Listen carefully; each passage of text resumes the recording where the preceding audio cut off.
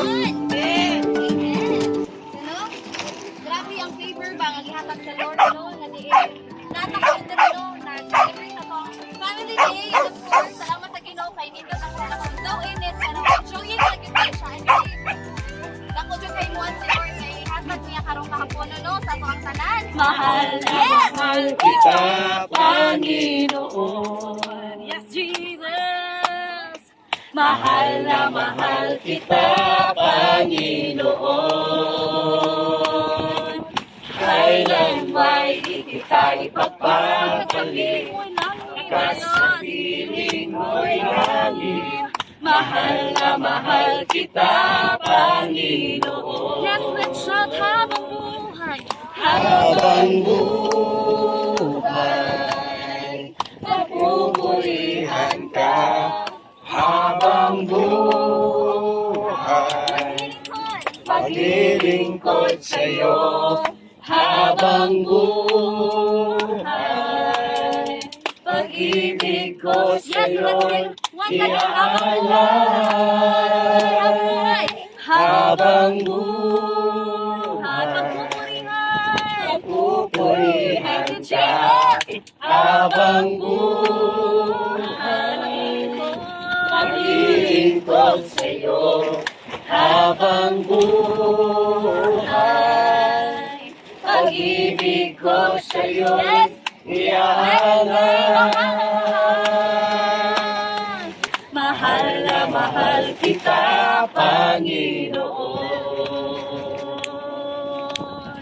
Mahal na mahal kita, Panginoon. Yes, Jesus. Let's all shout hallelujah.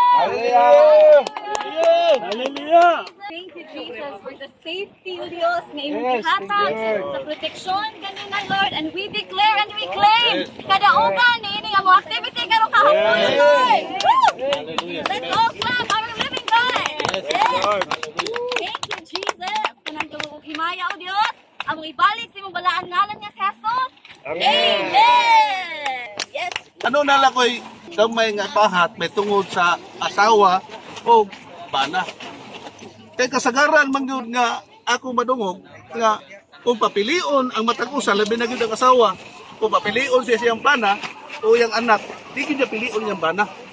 Adto siya mopili kay ang anak. Mo gyud kasagaran ko na dungog. Pero sa diya nga may usa ka explanation nga ako na nakuan ba nga mali dili kabubuton sa Ginoo nga ang imong anak mo pilion ko dili ang imong pilion ang imong din bana. Oh, di ba? Imong bana. Oh, kaya ano man. Una ka nakabanan nanumpa mo sa tubangan sa Ginoo. Oh, di ba? Oh, nga dili mo magbulag usana mo. Oh, ang kuan jud ay ang anak ni nato ang responsibilidad nato sa anak. Pagmahal ra gyud. Pang-amuma natong anak, pag-amuma, pag-atiman, pagpa-eskwela, aron mahatagas lang maayong kaugmaon. Dili day nga tungod kay nana kay anak, isapira na din imong bana, iliw na. Wala sa nga tao. Wala. Klaro, nanumpa mo duha. Kay maabot ang panahon, dahil kinala ato gini may bawan. Maabot ang panahon di ay kanang atong mga anak makapahag na nag-ilang tagsa-tagsa ng pamilya, wailain imong kauban imo ra yung bana, musugot kag sa dili. Ah, di ba? Musugot kag sa dili. Kay mao na say mo gina say kanang once again no, public biblical. Usa naman mo. Wa magpasabot ka kung imong bana imong pilion, di sa likway nimo anak ko dili.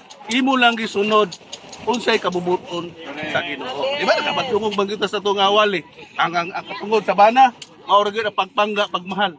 Una bitaw nga akong asawa ako ginapanggaon. Kay ngano man, dihan ako nakapil ba nga sa diyan nahimo kong Kristohanon nga kinahanglan ato di i-apply ang prinsipyo sa Ginoo.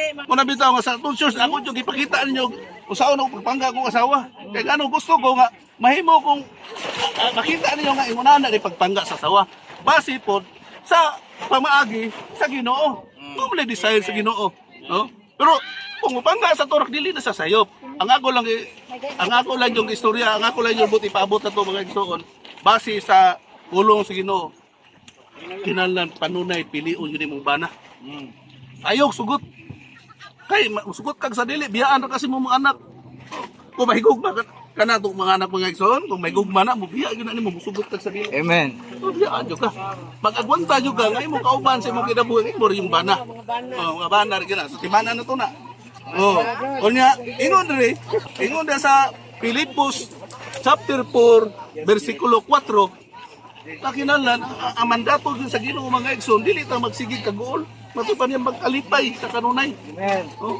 Kini atong gibuhat sa ini siya sa unity. No? Kung wala ka din naglikay ka ay mo kasing-kasing dili unity. Ha? Kimani ko na. Kaya bisag ingunan nila itong sawan mga igsoon. Ngani, nagmay ra ni siya pero ang importante ang pag-unity ang panagtitiusan nato nga katawan sa Ginoo. Mao gyud na siya. Kay kung ana kay kasing-kasing ni ana makalipay ato kasing-kasing uban sa itong mga kaigsunan mga igsoon. No? Mao gyud na. Oh, naa ang mga problema, naa gyud na siya sa kanunay. Pero ang importante mga igsoon, dili ta makalimot diya sa pagkalipay diya sa Ginoo mga igsoon. Pagkalipay kita sa Ginoo, kung atong kan sa kalibutan karon mga igsoon puno sa problema. Ang tanan tao nagapingit, no? Sa kalisod. Ang uban nagsinggit-singgit sa kadalanan, no? Ilan ang gisinggit ang ilang kahubos sa gobyerno ug unsa bay ilang gikasakit pero mali na mga igsoon tungod kay ang kabubuton sa Ginoo magkalipay kita ya sa presensya sa gabi. Kini ang kapobrehon wala ra din nata dawaton na ato di na naintindihan ang mga problema basta importante mosalig ta kanunay sa Ginoo mga igsoon. Kaya ang tanan nato naragin sa Ginoo nato nakuha. Yes. Tungod kay matod pa ni Apostol Pablo sugad siya pagahibalo nga wala gyud mga anak sa Ginoo nga iyang gipasagdan. Ang tanan nakakaon jud mga igsoon. Amen. Bisan pa rin maabot pag 100 ng kilo sa bugas. I believe makakaong diya po makatawa sa Diyos. Tungod kay ang atong Diyos nga gamahanan nga mo'y amahan nato nga lagi ito mga igsoon. Dili na siya magpasagad sa iyang makatawan. Nga maghatag sa kinig iya sa matag usa nato nga kinabuhi. Daraygon ng Amen. Amen. Hallelujah. Salamat sa tuloy nga Dios bitaw sa pulong nga iyang ihatag diri kanato. And we believe umaabot ba daghan pa sa Amen. Sayaw ka sa iyang presensya. Lukso ka. Kay kita nawas nuna. Dagan ka. O musinggit og hallelujah. Hallelujah. Kay ikaw ako sa ginharian, mag-usap ka. Maayog yun. Maayog yun. Maayog yun ang Ginoo. Yes, let's declare maayo. Maayog yun. Maayog yun. Maayog yun ang Ginoo. Maayog yun. Yes, Maayog yun ang Ginoo. Sayaw, sayaw, sayaw ka sa iyang presensya. Lukso ka. Kay kita gawas nuna. Dagan ka. O musinggit og hallelujah. Kay ikaw ako sa ginharian, mag-usap ta. Yes, sayaw. Sayaw ka sa iyang presensya. Lukso Thank you, ka. Jesus. Kay kita gawas nuna. Yes, mudagan. Dagan ta. O musinggit og hallelujah. Kay ikaw ako sa ginharian, mag-usap ta. Kay ikaw ako sa gingharian, mag-usap ta. Yes, Lord. Sige. Kay Ikaw ako sa gingharian, mag-usap ta.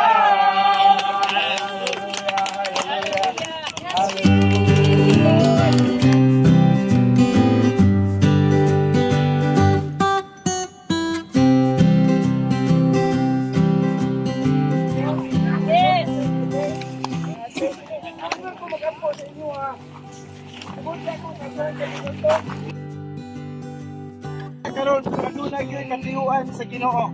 No? Para kanako ang tanan ay tabo aning kalibutan na dili aksidente. No? At tanan adunay purpose ang Dios. I believe na adunay buhaton ng Ginoo sa matag usa kanato. Amen. Ante mga batanon, inaot ko nga kani nga gamay nga misay sa Dios mo anaa sa tong kasing-kasing. Kaya balo ko nakailam mo ni Ginoong Hesus, di ba? No? Pero mga kaigsuunan ko, mga hinigugma, mga hinigala, ang akong gian ni karon dili para dalon mo namo sa mong reliyon. Ani ako para mas ipaabot pa na ako mensahe sa Dios ug ang relasyon sa matag usa kanato. Dili kini reliyon akong dalon sa inyo, kay kung reliyon akong dalon ug may basihan sa akong kapuasan, sa akong nabalaan sa tibok kalibutan adunay sobra 10,000 ka reliyon. Pero ang Bible wala nagtudlo nga ang reliyon may kaluwasan. Kaya ang reliyon ang kaluwasan, sudlo na to tanan reliyon kay kung musipya ta, adunay talagang reserva, sigurado gyud ko maluwas ta. Apa nagaingon ang pulong sa Ginoo sa John 3:16, for God so loved the world that He gave His only begotten Son, and for those who believe in Him shall not perish but have eternal life. So ingon pa sa atong buhi nga Dios yang pulong tungod sa gugma sa Dios Amahan aning tibuok kalibutan, kinsa man ang kalibutan, kita nga iyang mga katawhan. Ingon pa niya, ang moto ug mudawat sa akong anak akong gipadala dili mamiligro kun dili manaay kinabuhi nga walay katapusan. John 14:6 ningon din na apulong sa Ginoo, I am the way, the truth, and the life. No one comes to the Father but through me. Klaro kayo nga ang Ginoong Jesucristo lang, walay lain, bisag asa ta nga simbahan, maluwas ta, basta mutuo ta kang Ginoong Hesus. Busa karon kapunon dinala ko dugayon. Ato pang tasan atong relasyon sa Ginoo. Di nilang ego nga nakailata. Buot sa Ginoo karon kapunon nga ato simbahan kanto ng personal kahit ka manluluwas, amen? Buot pa niyong dawatong papag-usap ate, mga batanon sa Ginoong Hesus sa inyong kinabuhi before ko magampo. Sige itong itaas atong kamot. Kumudawat ta, no? Kana kanang puntag pulis, madlok ka nita, di mo taas na kamot, di ba? So karon kinakop ta sa Ginoo. Ano na akong pagampo, di kabot ko sa kabinuto. Sundan ninyo. Pero ang Ginoo wala mo tanaw kung siya taga-maayong mampo. Ang gitanaw sa Ginoo og sincere atong pagampo kaya nasing-kasing. Dili na akong pagampo, guide lang ni para sa matag usa kanato. Amen? Sige magampo ta. Sunda ko ninyo ha. Amahan namo. Salamat Ginoo. Karong kahaponon. Imo gining gitakda. Dili kini aksidente. Kami makadungog sa imong pulong. Busa Ginoo. Ako nagdesisyon. Karong kahaponon. Mangayo akong pasaylo. Gikan sa akong pagkabata. Ug hangtod karon. Busa Ginoo. Pasayloa ako. Ug ako nang gidawat. Ang imong anak. Nga si Ginoong Jesucristo. Nga among bugtong Dios. Ug among bugtong manluluwas. Salamat Ginoo. Siya na akong Ginoo. Labaw sa tanan. Siya na ang magbuot sa akong kinabuhi. Ug dili na ako. Ug nagaampo ako Ginoo. Nga ilista akong pangalan sa libro sa kinabuhi. Ini akong pagampo sa pangalan ni Jesus. Amen. Mga hinigala, mga ante, angkol, mga kapatanunan, kung imong gidawat nga tinudanay sa imong kasing-kasing si Ginoong Hesus karong orasa, nagaingon ang Juan 1:12 nga kinsa man ang nidawat siyang anak ug nituo nga si Dios namatay ug nabanaw, ikataka katungod nga may mong anak sa Dios Amahan sa langit. Congratulations, may hapon ka natin tanan. Kanunay ta magpasalamaton sa Ginoo. Kanunay ta magbuhat ng minayo, labas sa tanan, magpilampuon ta sa matag adlaw. Kung ano na tayo Bible, magbasa ta para may balanat ang kabubutan sa Diyos. Dalay ko ng Diyos, nanghapon ka natin tanan.